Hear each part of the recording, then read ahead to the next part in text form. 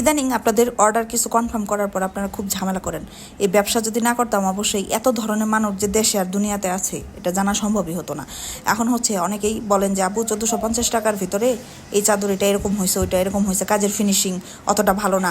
আরে বোন, 1450 টাকার ভিতরে কি আপনাদেরকে আড়ং কাঁথা দেওয়া সম্ভব, আড়ং চাদর দেওয়া সম্ভব?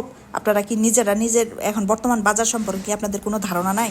কাপড়ের দাম কেমন, সুতার দাম কেমন, তারপরে কর্মীর মজুরি, পুরা একটা চাদরের কত কাজ, এত গর্জিয়াস এবং ঘন কাজ, এটা একদম কমপ্লিট করতে হয়েছে, কাপড় দিতে হয়েছে, তারপর হচ্ছে আপনার ঘন কাজ, কর্মীর মজুরি দিতে হয়েছে, সাফ খরচ সব কিছু বাদ দিয়ে কিছু টাকা প্রফিট করে 1450 টাকার ভিতরে আপনাদেরকে এই চাদরগুলো আপনারা দিচ্ছি।